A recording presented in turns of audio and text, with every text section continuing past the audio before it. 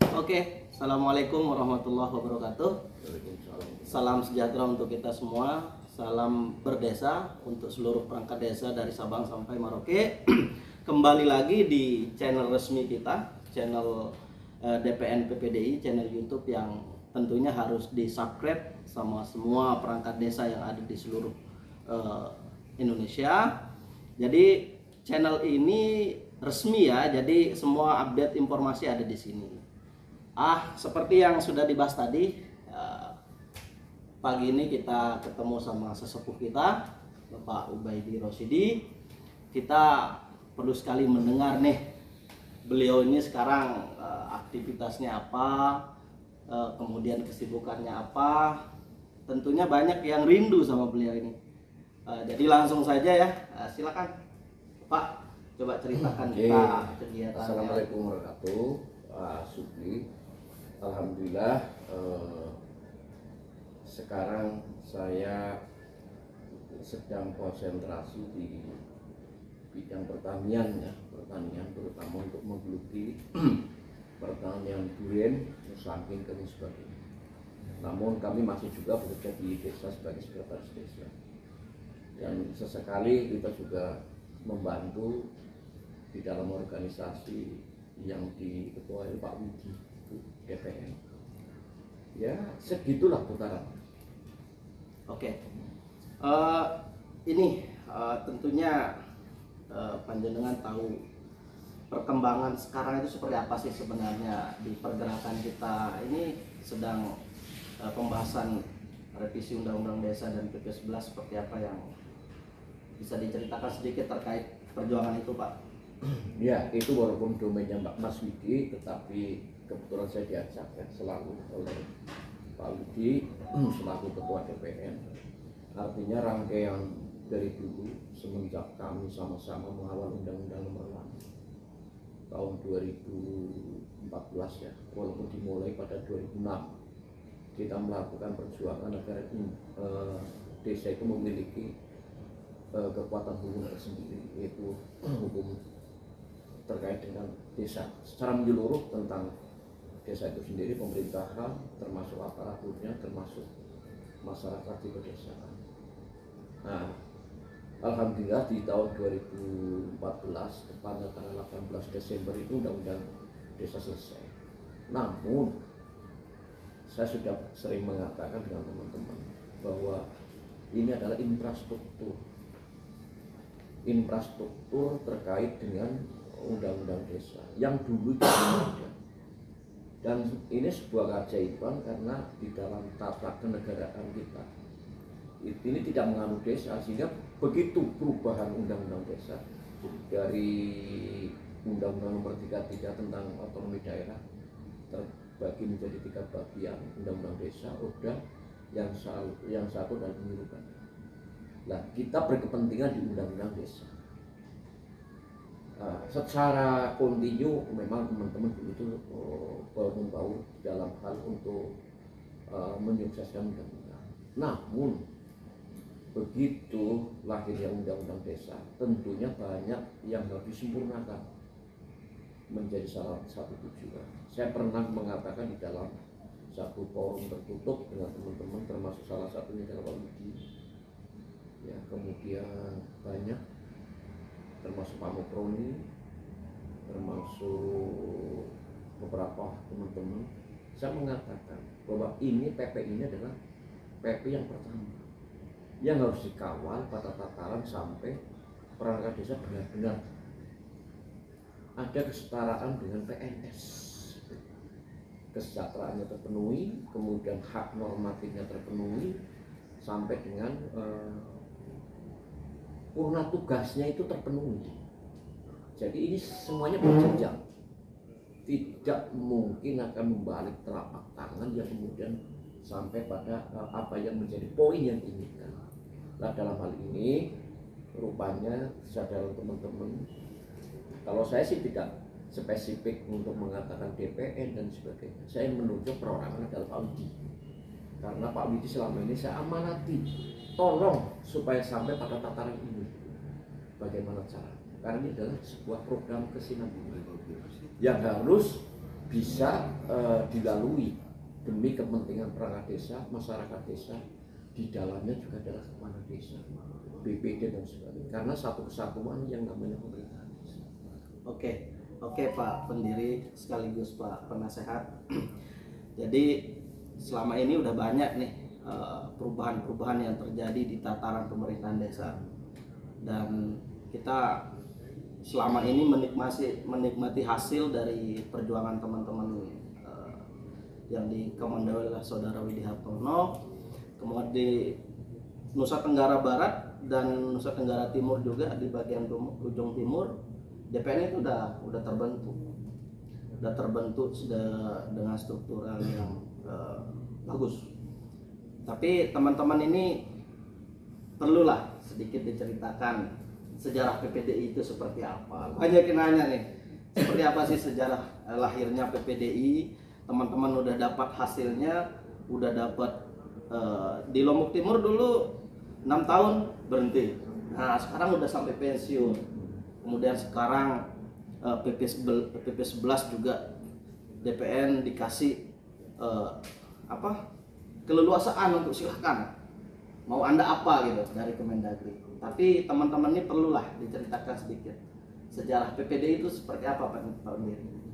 Oke, jadi gini, kalau kita bercerita mungkin 2 malam 2 hari nggak selesai. Tapi misalnya ya barangkali kita bisa cuplik awal berdirinya PPDI ini juga untuk teman-teman se-Indonesia, karena banyak yang salah persepsi, yang kemudian saling membenarkan apa yang menjadi pendapat. Sedangkan saya itu sementara diam karena memang melihat beberapa perbedaan-perbedaan ini sangat menonjol. Nah, dalam kaitan ini saya mencoba untuk membuka sebuah kronologis berdirinya PPDI, biar teman-teman perangkat desa yang baru, yang kemudian yang salah menafsirkan ini juga bisa memahami. Semuanya adalah konteks saudara-saudaraku, karena saya selaku pendiri PPDI, salah satunya nih pendiri PPDI, maka kami pun bertanggung jawab untuk memberikan suatu informasi yang detail. Saya takutnya alibi persoalan berdirinya PPDI ini versi-versi gitu. Sedangkan saya pelaku masih ada dan sekarang masih eksis ya, untuk membantu perjuangan dari teman-teman PPDI. Awal berdirinya PPDI itu yang pertama sebenarnya namanya PPD ya? PPD, Persatuan Perangkat Desa Indonesia. Ketika itu berdiri di salah satu kecamatan di Kabupaten Tegal yang dimotori oleh salah satu camat. Ini biar tidak keliru dulu. Malah camat ya? Iya, salah satu camat namanya Pak Trisno kalau salah. Yang kemudian di situ ditentukan. Saya sebenarnya tidak terlalu tidak terlalu semangat di dalam hal itu. Saat itu saya anggap itu biasa-biasa saja, normatif untuk pembentukan. Namun sejauh ini ada beberapa tokoh perangkat desa yang menurut saya adalah memiliki keberanian untuk mengungkapkan, seperti halnya namanya Iwan Budi Santoso. Sekarang tidak jadi. Iwan Budi Santoso. Iya, Iwan Budi Santoso. Kita sudah baru dengar nih generasi makanya kita buka ya Iwan Budi Santoso. Beliau sekarang sudah tidak menjabat di perangkat desa karena ada sesuatu hal ya, mungkin diskriminasi dulu lebih besar lah. Itu salah satu korbannya. Kemudian yang kedua adalah Ibu Daimah. Yang ketiga itu Pak Warso. Pak Warso itu teman perangkat desa. Itu 2014 ya? Bukan 2014, 2006 awal 2006. Kemudian kalau kita bisa pertemuan pertama itu Desember 2005 ya, 2005. Yang kemudian saat itu saya didekati terus, Pak Ubed tolong jenengan harus mau, karena saya lebih enjoy dulu itu bukan bergerak di bidang organisasi. Saya seorang mendorong, iya. Yang kemudian kalau kita karena kita juga S2 hukum ya, saya banyak tawaran-tawaran jadi dosen, dan pernah saya lakukan beberapa saat. Akhirnya memang karena ini kebutuhan dari teman-teman, oke lah, saya mencoba untuk melakukan mobilisasi dari teman-teman di luar kecamatan Pangkal. Alhamdulillah di Urena ketemu yang namanya Pak Dikrun, ya, Pak Dikrun di Antoro, dan sekarang juga sudah tidak jadi perangkat desa. Kemudian Mas Bayu. Nah, dari kekuatan itu kemudian kita mencoba untuk kembangkan sampai pada Kecamatan Taru Pak Mukroni yang kemudian dalam jangka waktu singkat ini berdiri yang kemudian kami mampu untuk melakukan hubungan di luar Kabupaten Tegal.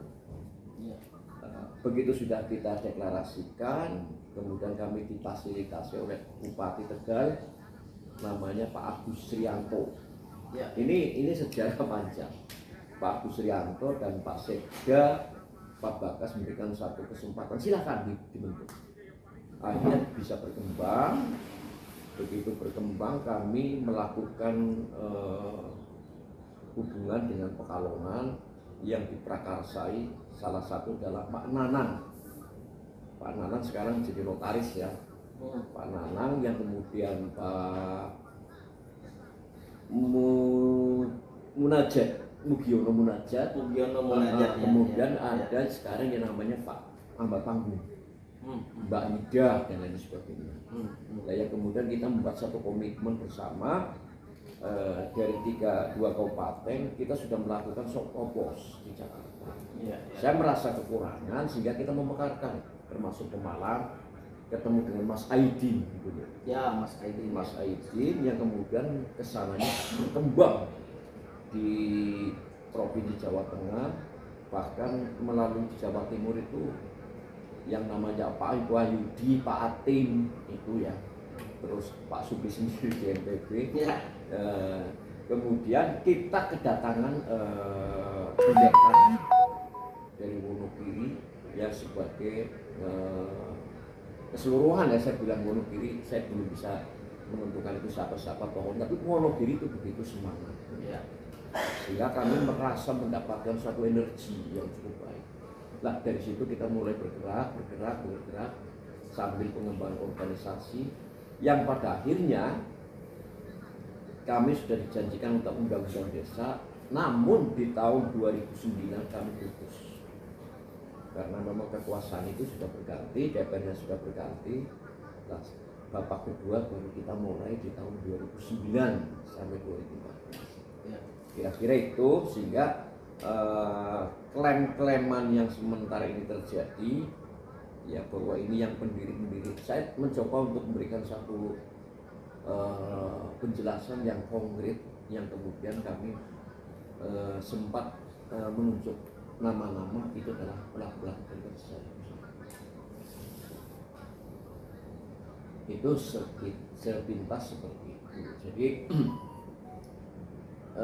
teman-teman juga sangat luar biasa di dalam hal mendongkrak adanya undang-undang desa. Ya. Jadi hanya berkembang di Jawa Barat, kemudian di Sumatera, ya. Kedatangan Mas Ropik di Jawa Barat ini menjadi satu amunisi yang cukup bagus. Ya. Kemudian di NTB sendiri Mas Subli, kalau nggak salah di Bali itu Mas Wayan. Ya. Kalau nggak salah di Sumatera itu ada Abdul Hamid, ya, ada ya. Mas Agil. Ini loh, walaupun sekarang berada di mana-mana, tetapi saya tak sebutkan. Ya. Karena ini realitas sejarah yang tidak boleh kita undang. Nah, kemudian kami mendaur ulang di tahun 2019. Saya melihat ada salah satu tokoh di Wonogiri, Pak Yudi ini luar biasa, sehingga apapun beliau saat tanam di Jakarta dengan Pak Subli kan ya. Di dalam Jakarta salah satunya kan berapa orang waktu 50 ya, termasuk Mas Aji seperti ya. Itu loh. Jadi kami belum boleh pulang nih Pak, jadi sebelum PP ditandatangani jangan sampai pulang. siap. Saya juga walaupun saya bukan siapa-siapa di organisasi, tetapi karena kepedulian kami saya sudah mengatakan semenjak dulu Pak Subli pasti ingat kan ya, kalau undang-undang desa nggak jadi, kita sudah sumpah garam. Iya, betul. Harus jadi. Dan kita akan pulang dari Jakarta. Betul. Jadi ini kedua kali walaupun tidak sumpah ya, Siap. tidak sumpah, tetapi kita harus sama-sama benar-benar konsekuensi untuk mengantar supaya perangkat desa ini benar-benar memiliki jati diri yang kuat, memiliki kedudukan hukum yang bagus, kesejahteraan yang bagus, yang kemudian kalau bisa, dan ini diperjuangkan juga adalah begitu selesai selayaknya PNS mendapat perlindungan tugas. Purna tugas ya. Saya kira itu yang perlu dilakukan oleh teman-teman se-Indonesia. Kami tidak menunjuk itu dari mana. Yang penting saya ngomong adalah PPPDI. Walaupun pelopornya yang sekarang mendapatkan kesempatan adalah Pak Widi loh. Pak Widi ada di DPR. Nah untuk itu teman-teman juga harus saling sengguyung. Ya. Apapun ketika berhasil bukanlah keberhasilan Pak Widi, tetapi keberhasilan kita semua sebagai aparat pemerintah desa Indonesia. Oke. Jadi yang terakhir nih Pak, harapan terkait organisasi ini seperti apa? Jadi di organisasi ini bukan penting menjadi salah satu pengurus, dan pengurus pun tidak mungkin untuk memuaskan semua anggota, karena pengurus bukan alat pemuas. Tetapi yang dibutuhkan adalah satu kinerja, ya, memperjuangkan daripada hak-hak kita yang normatif ini sesuai dengan sasaran dulu. Artinya sasaran sekarang gimana? Terkait dengan PP otomatis harus sampai pada level atas. Level atas tentunya kita harus saling melakukan satu penetrasi supaya kita bisa mengusulkan sampai pada titik-titik yang dimaksud. Ya. Yang pertama berbicara PP, maka kepentingan adalah menteri-menteri. Menteri yang terkait, salah satunya adalah Menteri Dalam Negeri, yang kemudian implikasinya terhadap pengeluaran keuangan juga harus medium. Ya. Yang kemudian yang terpenting juga bagaimana harus tembusan Pak Presiden. Nah inilah suatu rentetan yang harus diajukan. Tentunya sebelum maju pun kita harus mempersiapkan bagaimana kita akan meminta ketika tidak tahu arah. Paling tidak kita sudah melakukan kajian-kajian ilmiah tentang perubahan PP. Yang kedua juga kita harus memiliki kajian implikasi daripada beban APBD. Ini loh, kita harus realistis loh. Jangan kita asal minta yang kemudian kita tidak tahu apa yang dimaksud. Artinya itu sebuah siklus yang harus dilakukan oleh teman-teman. Semua perjuangan itu terarah dan kredibel, akuntabel.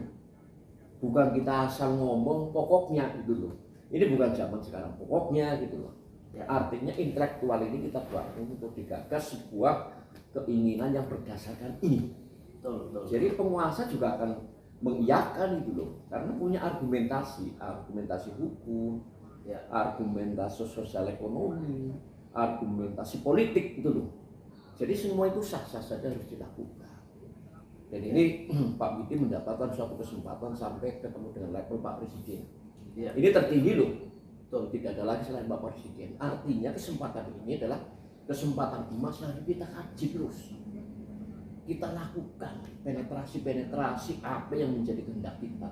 Ya. Tapi mohon maaf, penetrasi ini pun jangan di luar kemampuan daripada etis itu loh. Bukan kemampuan negara, tapi kemampuan etis. Artinya ketika perangkat desa ini harus digaji 7 juta, ini kan gak etis gitu loh. Ya, artinya ada satu kenaikan, tapi ini berdasarkan makom-makom. Ya, artinya makom-makom ini juga harus diperhatikan berdasarkan dari masa kerja, ya, kemudian juga jaminan kesehatan, jaminan ketenagakerjaan BPJS maksudnya, kemudian purna tugas. Dan ini perangkat desa harus notabene ke depan juga memiliki jabatan-jabatan tertentu, tentunya harus diimbangi dengan tunjangan jabatan. Siap. Saya kira itu ya, modal yang harus kita lakukan sebagai perjuangan. Saya yakin Pak Widi itu mampu melakukan. Dan Pak Widi juga selalu berkoordinasi. Sebenarnya saya mau pensiun ini dalam hal ini, tapi ya kita melihat semangatnya Pak Widi yang kita bukannya mendorong, tapi akhirnya kita kejebur kan. Harapan kami teman-teman tidak usah mempersoalkan urusan kita masih berprinsip PPDI. PPDI. Ya selaku pendiri loh. Iya, iya, iya. Kalau belum tentu nanti hatinya Pak Supri sama kan. Iya, saya kira itu.